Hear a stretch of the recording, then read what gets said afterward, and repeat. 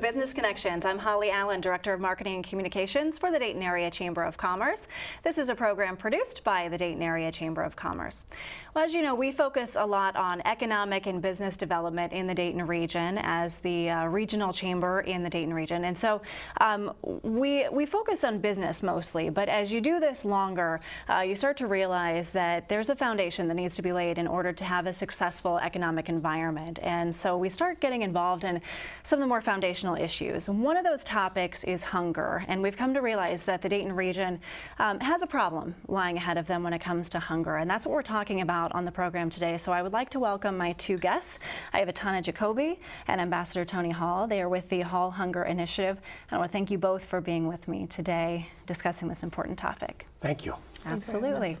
So I want to dive into the issue because we're talking about basically food insecurity.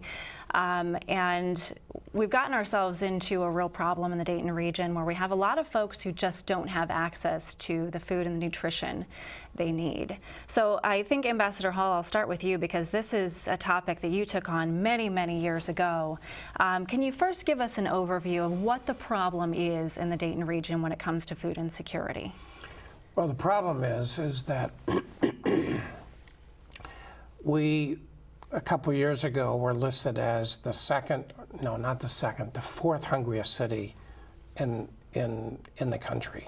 And we also have the distinction of being the second most hungry city of families with children. Wow. And those are, you know, we simply shouldn't have a city like that. It's not good for our image, it's not good for business, and we shouldn't have a third of our families with children going without food. It's not good. Mm-hmm. So we got to change that. Mm-hmm. It didn't used to be that way. Right. Yeah, talk about, because you have a long history. You were a congressman here in our area, so you know very well the history of the Dayton region. Talk about what it was like when you were a congressman. How did we get here? How has this community changed? Yeah, it's a good question. When I was a congressman for 24 years. We had a lot of employment, and we had a lot of manufacturing plants, especially automobile plants. In the last 15, 20 years, we've lost 40,000 manufacturing jobs. Mm-hmm. And these were good jobs. They paid good wages. They paid somewhere between $28 and $30 an hour before benefits, mm-hmm. Before pensions, before medical care, which were included. Right. And so these are good jobs. And now when you lose 40,000 of these jobs, which we lost, they have never been replaced. You know, we do have near full employment, what some people would call full employment, but mm-hmm. they're jobs that, you know, pay $10, $12 an hour. They're not near the $30 an hour we were paid, so right. People are not making it. Mm-hmm. And, you know, by the time they pay their daycare bill, you know, they pay their rent, they pay their utility bills, you know, towards the end of the month, they don't have any money left. Right. And if they have one problem, if their tire goes flat, if one of their children needs a tooth pulled or a toothache, or they get sick, they're out of money. So they end up going to food pantries or whatever, mm-hmm. and they're in trouble. So we have a hunger problem, and along with that, we have probably the largest food desert in Ohio, maybe the largest food desert in the whole country. Mm-hmm. And a food desert, there's a technical term for a food desert, but what I call a food desert is it's a place in the area of the country where there are no grocery stores. Okay. And that's what we have in Dayton, Ohio. We have a food desert where we practically don't have any grocery stores. We have maybe one in the city of Dayton. Mm-hmm. All the rest have left, or they have burned down, or they're just not making any money. So we have a problem. And where is the area of Dayton? Is the whole city considered a food desert? Can you kind of define where that is? It started originally in West Dayton. Mm-hmm. Now it's North Dayton. And now a good portion of East Dayton is covered. It's practically the whole city. Mm-hmm. Okay. And Tana, I heard you speak to a group about these food deserts and why it's trying to relate to people, I guess, who are used to getting in their car, going to the grocery store, and I thought it was just so eye-opening the way you explained it. Do you remember that talk? Would you be able to kind of put yourself in the shoes of someone who's not able to go to the grocery store? Most definitely. So 66% of Montgomery County's food deserts are located within the city of Dayton. And when you're looking at the technical definition of a food desert, as the USDA describes, it's either half a mile in areas of low transportation access or a mile in urban areas. And then it's 10 miles in rural areas. But a mile or half a mile doesn't feel like a very far distance. Most people travel to the grocery store more than a mile away, but they do so in their car.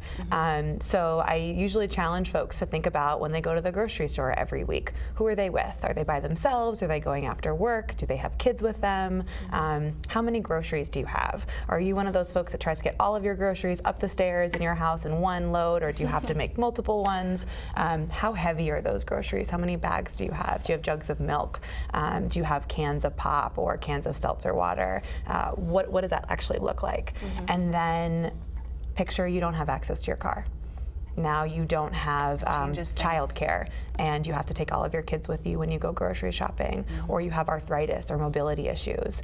Many people in our community are taking care of their grandchildren for a variety of different reasons. So we've got older folks who are taking care of younger kids, and then you also have many senior citizens that are also food insecure. So a half a mile or a mile becomes very far for what should be easy trip to the store to get the basic things you need to survive. Right. So do you feel when you try to explain the issue to people and try to get them to put themselves in the shoes of people who, it's harder to get to the grocery store, what do you find is the reaction? When you see in the news, well, the closest grocery store is 10 miles away, what's the reaction of people who have never been in those shoes? It's very hard to explain hunger to people unless they've experienced it, and unless they're in people's shoes. They don't understand it, and it's hard to explain that if I don't have a car and I'm a woman with 2 children, or I'm a senior citizen and I got to change buses twice, and it's a 2-hour trip to the suburbs, I can only carry so much, or I have arthritis, and I can't move, or I got 2 kids I got to handle. How many groceries can I carry? Right. And it takes 2 hours to do this. I mean, this is a real hardship. So if you've not been in that predicament, if I try to explain this to somebody, oh, Tony, we don't really have a hunger problem in Dayton, Ohio. Yeah, we do. You don't see hunger. It's not like hunger in Sudan. People are not jumping over dead, but people are hungry. You don't see it, and people they have pride. They don't want you to know that they're hungry, but they're in trouble. So it kind of goes under the radar. Yeah. I think an important note when we're looking at food insecurity in Dayton, as Tony mentioned, it's not the same kind that we are associated with international hunger. But instead it looks like obesity. It looks like diabetes. It looks like heart disease. It looks like hypertension. It looks like a worker who can't focus because they are worried about what they're going to feed their child because they know their pantry is empty, and when they come home they have to figure out what they're going to put on the table. Or it's a kid who doesn't understand that math problem and is acting out on Monday morning because they're so frustrated because the last meal they had was Friday afternoon at school. Right. And when a third of our families with children struggle to eat, we know these are our neighbors. Like, that is a huge part of our population. So to think that we don't know people who are food insecure is just not true. It's just whether or not we know that they're food insecure. Yeah, right. And specifically to your question, though, I think that it's hard to explain or tell people, but when you show them through that exercise that I just went through with you, and when you talk about the lived experiences of people who struggle with food insecurity, I think it's a lot easier to connect with. We all know what it feels like to be hangry. We've all seen Snickers commercials. Right. But hangry is different than hunger. Food insecurity means you don't know where your next meal is coming from. And that's a stress and trauma that many of our neighbors are experiencing every day that impacts their whole life. So when you're dealing with it, trying to fight a problem that is just not necessarily visible, how do you go about getting support and getting people to back up your initiative? It's a good question, and I've been dealing with this for maybe 35 years. One of the best ways that I try to deal with it, and I try to help educate especially with elected officials, is I try to take them and show them. And sometimes I take them to programs here in the city. Sometimes I take them overseas because I do a lot of international hunger, and I'll take them to Sudan, or I'll take them to the Congo, or I'll take them to some place where people are really in trouble. And they'll take a look at it and say, oh my gosh, I've never seen anything like that. They go back to their congressional district and they start to think, well, you know, I've got hunger in my own district. I need to go look to see what's happening there. And then they go to their food pantries and food banks, and then they start to take a look. Once their heart is touched, once they see it for themselves, once they talk to the recipients, they begin to change. And that changes things. And then they become motivated, and they start voting differently, and they start becoming compassionate, and they start to do things differently. Right. And beyond that, the compassion, you know, I kind of alluded to at the beginning of the show. I think that everyone should have an interest in this topic just because we're all humans, right? And we're all looking out for each other. But beyond that, you know, to help our community rise in every way, whether it's from our perspective, it's all about the economy and business and growing business and providing people with jobs and ways to provide for themselves. You can't focus on those issues until you focus on the very basics, and hunger is one of those. And so that's why, as a Chamber of Commerce, we've recognized we have to get involved from the beginning. We have to support these initiatives that are really focusing on the foundational needs of the people in our community. What has been the reaction so far? We've seen some movement of, you know, people trying to make a difference in this arena. What's the reaction of the Dayton community as a whole when they hear about this? It's been wonderful. I think when I talk to business people, businessmen and women, and they have been reacting in a wonderful way. They understand. I think that they understand we cannot have a city that is the fourth hungriest city in the country. Absolutely. We cannot have a city with a reputation like that.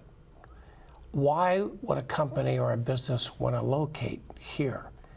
This should be a city where the people here take care of their own. Now, wouldn't that be something if we were be able to tell the rest of the country, Dayton, Ohio is hunger-free. They take care of their own people. That would be something. And I'd add, so I'm pretty new to Dayton. I moved here about 2.5 years ago, and this is something that you've told me many times, that when you give Daytonians the information, they'll step up to the plate. And I've been really excited to work with the Hall Hunger Initiative and many of the projects that we support, like the Gem City Market, to see that, like, when folks find out about this issue, they step up. And to see so many people become hunger champions and to become food equity champions has been very exciting. Absolutely. Well, you mentioned it, the Gem City Market. So that's one of those things when we talk about how are we responding to the problem. We've identified the problem, how are we responding? The Gem City Market is one of those that has really stepped up. Can you tell us what that is, where it stands? Yeah, most definitely. I could talk about Gem City Market for hours. I'm sure you could. I won't. But the Gem City Market will be a vibrant full-service grocery store located on Lower Salem Avenue, serving the northwest side of town, the food desert there. It's going to be owned by the workers in the community, which makes it unique. So one of the things that we've seen is a lot of companies pull out. NCR left, GM left, Aldi's just left on the west side. And when those institutions leave, they leave people that are still there, that still need work, that still need jobs, that still need access to healthy, affordable food. Right. And because this initiative and this project is led by the community, and that the actual business will be owned by the workers in the community, no one can take it away from us. And that is a really exciting rallying cry that we've seen a lot in the neighborhoods, is this is for us and by us. So not only will it be vibrant and wonderful and clean and affordable, but it is also something that is truly community and worker owned. And that's something that I'm really excited about. Okay. Is there anything you wanted to add about the Gem City Market, Ambassador Hall? She says it much better than I do. No, it's the right time and the right place, and it's going to be owned by the people there, and it's going to be run by the people there, managed by the people there, and we think we're going to have a coffee shop there. We're going to have we think a dietitian there. We're going to have cooking courses. We're gonna have fresh fruit and vegetables. It's going to be a first-class store, and we think it's really going to help that area grow and be prosperous. Right, and the location was just recently announced. Was that strategic? I'm sure it was, the choice of that location. Can you talk about that? Yeah, so we did a market study. So we're really driven by mission, right? We want to make sure that people are fed, but margin is incredibly important, right? So if you don't balance mission and margin, you're not going to be successful for either. Right. So we knew that if we were going to build this grocery store, we needed to do our homework. So we did a survey of 1,200 people in the area. We had a wholesaler come in and do a survey market study of the area as well, and that spot on Lower Salem Avenue was identified to be the most profitable and the most sustaining. So we have a very conservative pro forma. We're looking at being profitable by year 5, which is really exciting. Yeah. And our trade area only encompasses portions 12 neighborhoods in Northwest Dayton. So none of the money that we assume will come from downtown or some of the surrounding areas is accounted for. So anyone who crosses that bridge is added value to the store, which is really exciting. But we also wanted to make sure that the store would be sustainable even if folks didn't cross the bridge, because we know that river is a dividing force in our community, and we didn't want that barrier to be the reason why the grocery store didn't succeed. Well, I've seen the plans, and I think you're absolutely right. It seems like the planning has been very strategic, and also you've been smart about it. You know, there is no pie in the sky here. We've been really realistic about making sure that this is sustainable. So this is exciting for, I think, anyone who works or lives around that area. Talk about, you mentioned a dietitian, fresh produce. What's the significance of that? How important is that? The significance of it is that if you would drive out into the west side, the north side, and the east side, you're going to see liquor stores, you're going to see barbecue places, you'll see maybe a couple corner places, but you can't get fresh fruit and vegetables or fresh meats. I mean, if you go to you might buy a banana, but the banana will cost you $1. It's a lot more than your local Kroger will sell it for. Yeah, and you just can't get fresh food. And so that's one of the reasons. I'd also say that we've seen, so the West Dayton right now is not only a food desert, but it's also a food swamp. So folks have an abundance of food options often, but they're expensive and they're unhealthy. And that leads to hypertension, that leads to heart disease, that leads to cancer, that leads to diabetes, it leads to a variety of chronic diseases that many people in our community are dying from.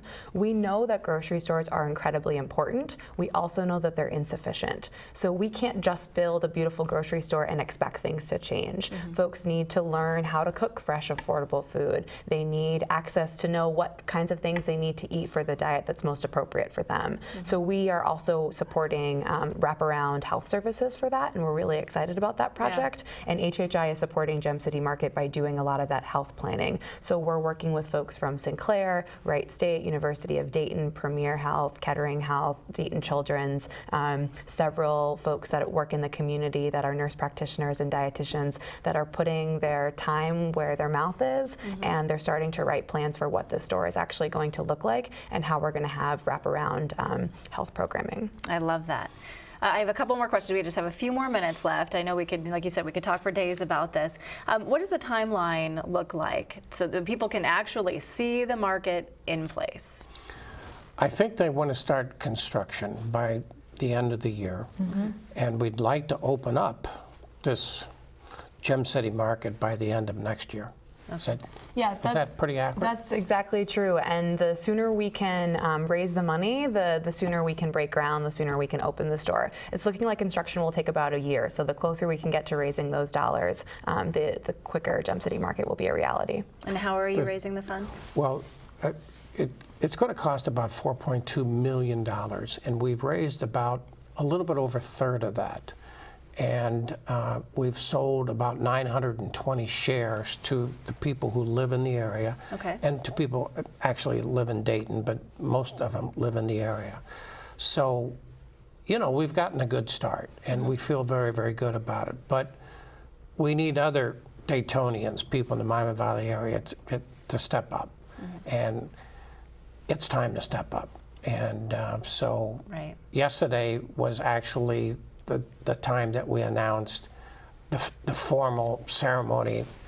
It's time to bring the money in. Let's Bring go. the money in. Let's go. And how do they do that? How do people get you the money? GemCityMarket.com. You can become a member today. We have a beautiful new website that we just launched yesterday. So GemCityMarket.com is a great first start. Okay. And you can buy your own membership. You can be a voting member of the store. You can also buy a supporter membership. So if you're someone who thinks like, this is great, I don't plan on shopping at the store, but I want to make sure that this is accessible to everyone, you can get a supporter membership for $90 and up. So they start at $90 because our lifetime memberships are $100.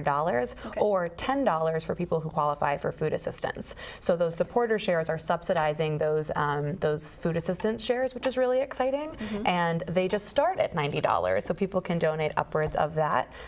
We also have a fund at the Dayton Foundation that people can donate to. And if anyone is interested in doing more, particularly through their business, they can reach out to us. They can go to the Hall Hunger website or the Gem City Market website and go to contact us and get in touch with us. We're really excited about companies that have stepped up. Kettering Health Network is actually doing an employee match where they're matching 50%. So any member of Kettering Health Network that becomes, any person who works at Kettering Health Network that becomes a member has a 50% match, and that's a really exciting pilot that we're working with them on. Yeah. And if any other companies want to do the same, we'd be happy to work with them as well. Right. Well, chamber members, listen up. Yeah, Kettering let's Health, go. one of our great chamber members. So I guess they set the bar. So let's see how many chamber members can get involved. For sure. Well, that's exciting. I think that Gem City Market right now is really where we're focusing our excitedness, if that's a word. But I assume that this is not the end-all, be-all. Can you talk about that and where we go beyond once the market is up and running? Well, there's, as a result of where we were 15, 20 years ago, we were a hunger-free community. We could really say to the community, nobody went to bed hungry in this community. And it's taken 15 years to get to the point where we're the fourth hungriest city in the country. There's a lot of gaps there. And one of those gaps is going to be filled. We're going to have a Gem City Market here, a full-service grocery store, and that's a big gap. But there's a lot of gaps. We need mobile markets, and we have wonderful pantries and a wonderful food bank, and we just need a lot of things of which we're going to work on. And so we're going to fill in those gaps, and we're going to be back where we were. It's going to take a while. It took us 15 years to get here, Right. and it's going to take us probably 15 years to come out of this, but we're going to do it. And I think one important thing to add is the Gem City Market is a beautiful project, and we are deeply excited and honored to be associated with it and to be working on it. But that food desert is large, and if we're going back to talking from the very beginning about a half a mile or a mile, we need more market. So the Gem City Market is hoping to be the flagship and then having more stores deeper into the desert. But it's really important, I think, for folks to understand that supporting the Gem City Market is a great first step, but it is not sufficient, and that this work is hard, and Dayton's food ecosystem is fragile. When you have one grocery store that burns down on the east side and devastates an entire community, it just shows how fragile our ecosystem is. And this is really going to take a lot of hard work. Intentional disinvestment is big, and intentional reinvestment is long as well. And we're excited to work with the partners that we have who have stepped up to the plate, and we're eager to work with others who have yet to do so. That's perfect. I think we can end it there. I do want to, before we end, I want to say, Ambassador Hall, thank you from this entire community for the work you have done for so many years, not only on this issue, which I know is very close to your heart, but everything as a congressman, as an ambassador, as an advocate for this region. The work you have done has just been very meaningful to the Dayton region. So thank you. Thank you. You're very kind. Thank you for taking time to talk with us and inform our business community. We appreciate both of you. One more time, what's the website where you can go and invest in the Gem City Market? GemCityMarket.com. Okay. Thank you, Atana. Thank you, Ambassador Hall, for being here today. You can always follow the Dayton Area Chamber of Commerce on social media. We're on Facebook, we're on LinkedIn, Twitter, YouTube. You can watch more episodes of Business Connections, get more information on topics that affect our business community. Thank you for being with us today. Stay tuned for a quick message from our President and CEO, Phil Parker. One of the most meaningful projects for the Dayton community's west side is the opportunity to help eliminate some of the concerns for access to good, nutritional, and fairly priced foods. Over the last 2 years, we've seen the reduction of grocery stores in the West Side, and leaders like former Congressman and Ambassador Tony Hall and Layla Klein have helped gather together some very concerned citizens who are working to alleviate this concern.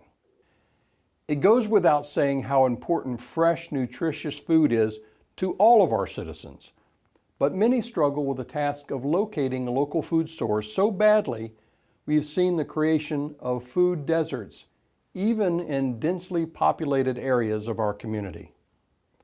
Today's show highlights one of these key initiatives that citizens are working on together.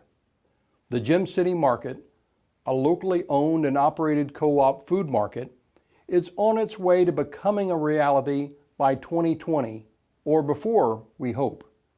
It is slated to be located in a strategic spot along Salem Avenue that will include public transit access for our families west of the river and also for the growing population downtown.